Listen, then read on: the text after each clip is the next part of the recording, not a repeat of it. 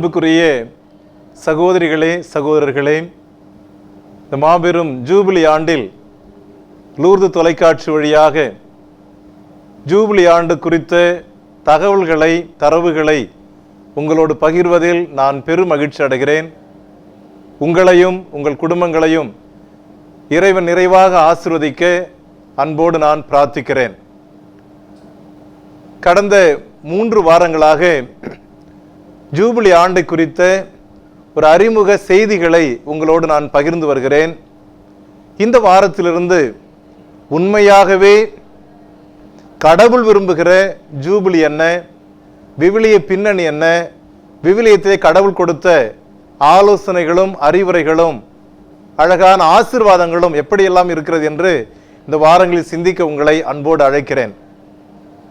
இந்த ஜூபிலி ஆண்டு கொண்டாட்டத்தில் ஒரு அழகான விவிலிய பின்னணி உண்டு. இந்த ஜூபிலியே யாவை இறைவன் தான் கொடுத்தார் என்று முன்னதாகவே உங்களுக்கு நான் தெரிவுபடுத்தியிருக்கிறேன். இந்த யூபிலி ஆண்டவரிடமிருந்து தொடங்கி இஸ்ராயல் மக்கள் வழியாக நமக்கு கிடைத்திருக்கிறது என்பது மிகப்பெரிய வரம், மிகப்பெரிய ஆசீர்வாதம். இந்த நாளில் விவிலிய பின்னணியோடு இந்த ஜூபிலி ஆண்டினுடைய மைய கருத்தை சிந்திக்க உங்களை அன்போடு அழைக்கிறேன். விவிலியத்தில் நாம் பார்க்கிறோம், தொடக்க நூலில் கடவுள் 6 நாட்கள் மிக அழகாக இந்த உலகத்தை படைக்கிறார். ஒவ்வொரு நாளும் காலையும் மாலையும் சேர்ந்து முதல் நாள் ஆயிற்று. இப்படி என்றால் வரிசையாக 6 நாட்கள் இருக்கிறது. 7வது நாளில் அவர் ஓய்ந்திருந்தார் என்று சொல்லப்படுகிறது. தொடக்க நூல் 2ஆம் அதிகாரம் 2வது இறை வசனத்தில் நாம் பார்க்கின்ற பொழுது கடவுள் அனைத்தையும் நிறைவு பெற செய்தார். அவர் செய்த அனைத்து வேலைகளும் நிறைவு பெற செய்து 7ஆம் நாளில் ஓய்ந்திருந்தார் என்று சொல்லப்படுகிறது. அதனைத் தொடர்ந்து தொடக்க நூல் 2ஆம் அதிகாரம் 3வது இறை வசனத்தில் 7ஆம் நாளை கடவுள் ஆசீர்வதித்து அதை புனிதப்படுத்தினார் என்றும் சொல்லப்படுகிறது. எனவே சாபத் டே அல்லது ஓய்வு நாள், த டே ஆஃப் ரெஸ்ட் என்பது இந்த அர்த்தத்தை குறிக்கிறது. இதிலிருந்து தான் இந்த ஜூபிலியே தொடங்குகிறது. எனவே சாபத் டே அல்லது சாபத்து நாள் அல்லது ஓய்வு நாள் என்பது 7வது நாளை குறிக்கிறது. நாம் அதே சமயத்தில் விடுதலை பயண நூல் 23ஆம் அதிகாரம் 12ல் 6 நாட்கள் வேலை செய்து 7ஆம் நாள் ஓய்ந்திருக்க வேண்டும், உனது மாட்டுக்கும் உனது கழுதைக்கும் இளைப்பாறுதல் கிடைக்கும், உனது அடிமை பெண்ணின் பிள்ளைக்கும் அந்நியரும் இளைப்பாறுவார்கள் என்றும் அழகாக சொல்லப்படுகிறது. எனவே 7ஆம் நாள் என்பது ஒரு ஓய்வு நாள், 7ஆம் நாள் என்பது ஆண்டவருடைய நாள், 7ஆம் நாள் என்பது ஒரு புனிதமான நாள். எனவே ஆண்டவருடைய படைப்பின் காலத்திலிருந்து இந்த 7வது நாளை நாம் யூதர்களாக இருந்தாலும் சரி, இஸ்லாமியர்களாக இருந்தாலும் சரி, கிறிஸ்துவர்களாக இருந்தாலும் சரி, 7வது நாளை நாம் ஓய்வு நாளாக கொண்டாடுகிறோம், கடவுளுடைய நாளாக கொண்டாடுகிறோம், இதை ஒரு புனித நாளாக நாம் போற்றுகிறோம். எனவே இந்த பின்னணி நமக்கு தேவைப்படுகிறது. யூதர்கள் இதை சாபத் டே என்று சொல்லி, ஓய்வு நாள் என்று சொல்லி அதற்கான மத சட்டங்களை கொண்டாடி கொண்டிருக்கிறார்கள். நாம் கிறிஸ்துவர்கள் ஞாயிற்றுக்கிழமையை ஓய்வு நாளாக நாம் அனுசரித்து அதை ஆண்டவருடைய நாளாக போற்றுகிறோம். ஆண்டவரை கொண்டாடவும், ஆண்டவரை வழிபடவும், ஆண்டவரின் நன்மைத்தனங்களை நினைத்து நாம் நன்றி சொல்லவும், ஆண்டவரிடமிருந்து அருள்வரங்களை பெற்றுக்கொள்ளவும் நாம் ஞாயிற்றுக்கிழமைகளிலே ஆலயத்துக்கு செல்கிறோம். எனவே ஆண்டவருடைய நாள் ஆண்டவருக்கான மகிமைய நாளாக கொண்டாடப்படுகிறது. அதே சமயத்தில் 6 நாட்கள் நாம் வேலை செய்கிறோம். 7வது நாள் ஆண்டவர் அனுமதித்தபடி, ஆண்டவர் ஓய்ந்திருந்தபடி, ஆண்டவர் ஓய்வெடுத்தபடி நாமும் ஓய்வெடுக்க வேண்டும் என்று ஆண்டவர் கற்றுக் கொடுத்திருக்கிறார். எனவே இந்த யூபிலிக்கும் இந்த 7ஆம் நாளுக்கும் ஒரு தொடர்பு உண்டு. 2வது நிலையில 7வது ஆண்டு அல்லது சபாட்டிக்கல் இயர் என்று ஆங்கிலத்தில் சொல்கிறோம். சபாட்டிக்கல் இயர் என்று சொன்னால் இயர் ஆஃப் ரெஸ்ட் என்று சொல்கிறார்கள், ஓய்வின் ஆண்டு. எப்படி 6 நாட்களுக்கு பிறகு 7வது நாள் ஒரு ஓய்வு நாளாக இருக்கிறதோ, அதே போல 6 ஆண்டுகள் நாம் பணி செய்த பிறகு 7வது ஆண்டு ஓய்வின் ஆண்டாக குறிப்பிடப்படுகிறது விவிலிய பின்னணியில். இதில் விடுதலை பயண நூல் இந்த 23ஆம் அதிகாரம் 10-11 இறைவசனங்கள் நாம் படிக்கின்ற பொழுது 6 ஆண்டுகள் உனது நிலத்தில் விதைத்து அதன் விளைச்சலை நீ சேமித்து வைக்க வேண்டும்.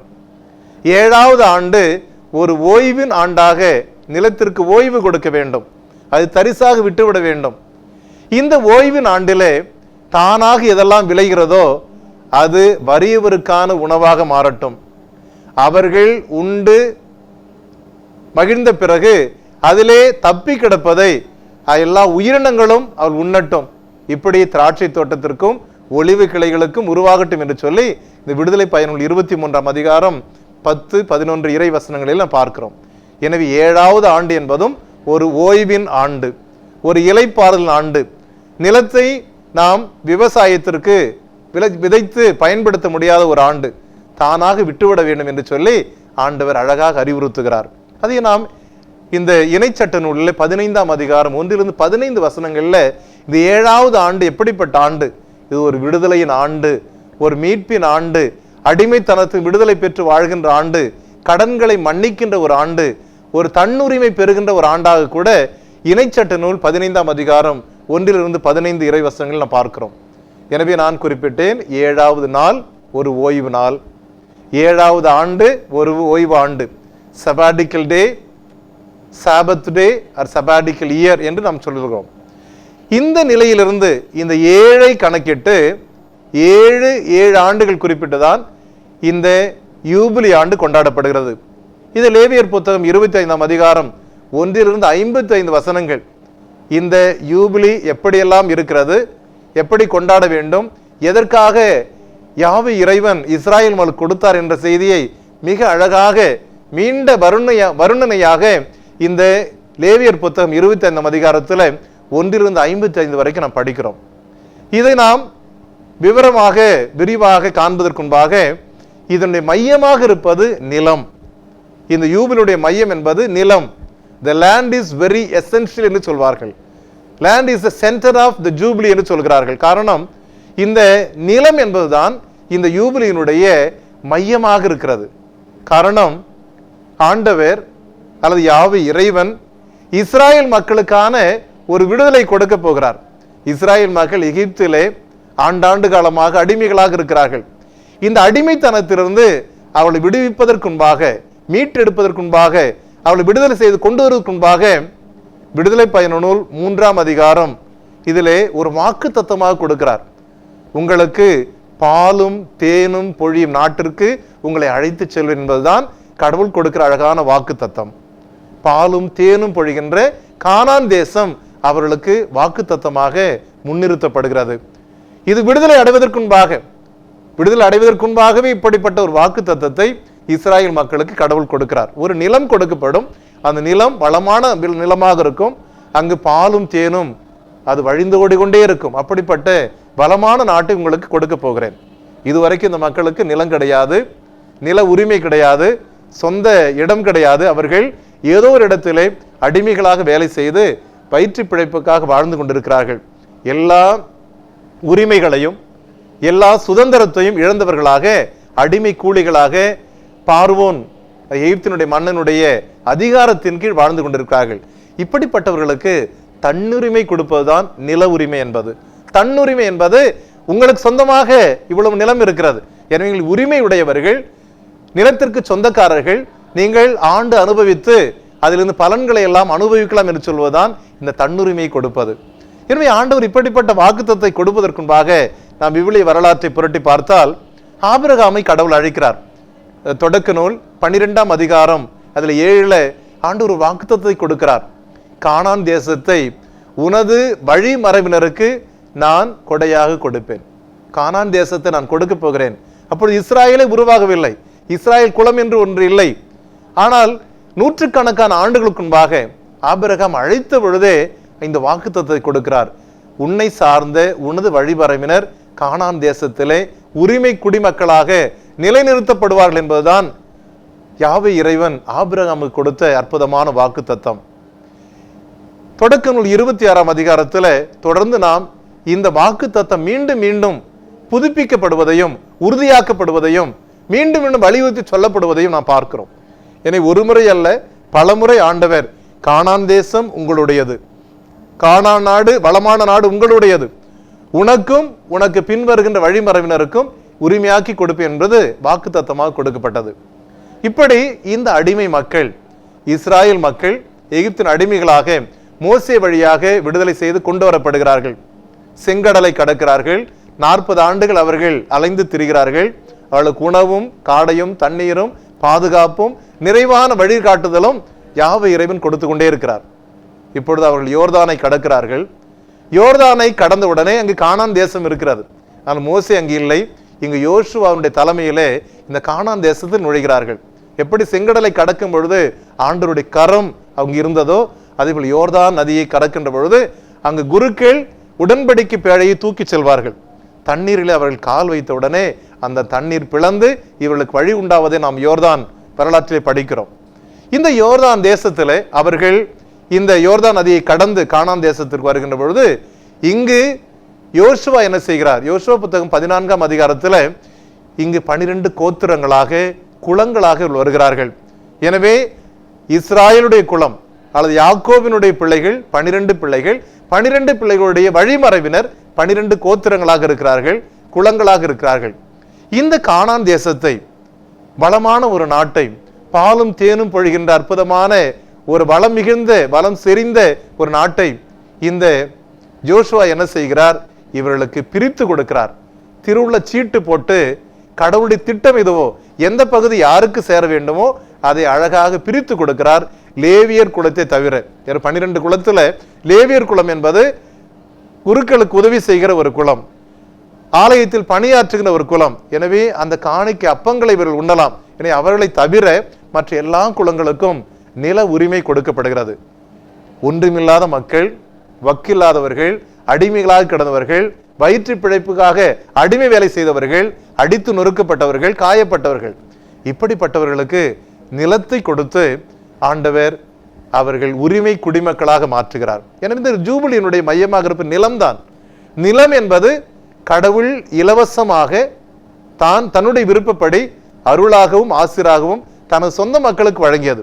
யோசுவா வழியாக இப்படிப்பட்ட திருவுள்ள சீட்டின் வழியாக இந்த பகுதிகள் பங்கிடப்பட்டு ஒவ்வொருவரும் கொடுக்கப்பட்டது. நாம் ஆழ்ந்து இறையியல் கண்ணோட்டத்தில் பார்க்கின்ற பொழுது இந்த நிலம் என்பது ஒவ்வொரு குடும்பத்திற்கும் கொடுக்கப்பட்டிருக்கிறது. அதில் யாரும் நிலம் இல்லாமல் யாருமே கிடையாது. அப்படி என்றால் கடவுளுடைய பார்வையிலே ஒவ்வொரு தனி மனிதனும் ஒவ்வொரு குடும்பமும் முதன்மையானது, முக்கியத்துவம் வாய்ந்தது.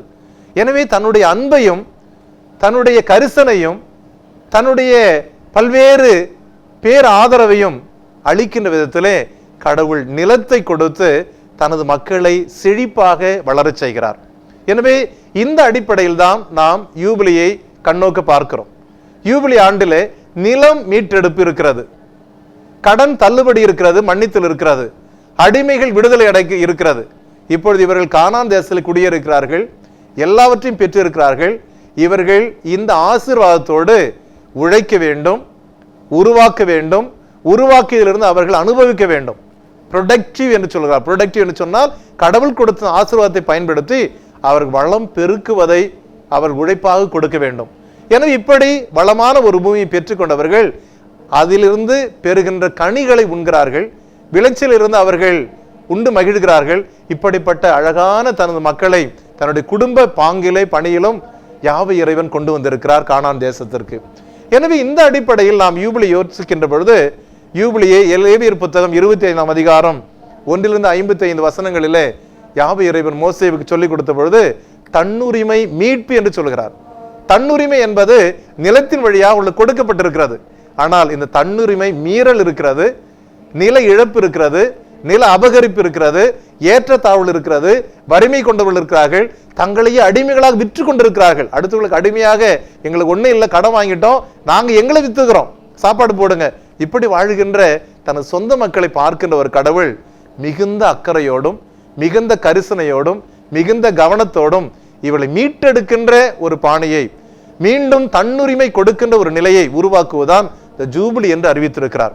எனவே வருகின்ற வாரங்களில் இந்த பின்னணியை மையப்படுத்தி நாம் யூபிலியை எப்படி கொண்டாடுவதற்கான ஒரு அழகான அழைப்பையும் அல்லது அழகான ஆலோசனையும் கடவுள் மோசே வழியாக கொடுத்திருக்க என்பதை வருகின்ற வாரங்களில் நாம் சேர்ந்து சிந்திப்போம். இந்த நாள் உங்களுக்கும் உங்களை சார்ந்த குடும்பத்தின் அனைவருக்கும் இறைவனுடைய ஆசீர்வாதமான நாளாக இருக்க உங்களை அன்போடு வாழ்த்துகிறேன். உங்களுக்காக ஜெபிக்கிறேன். நன்றி.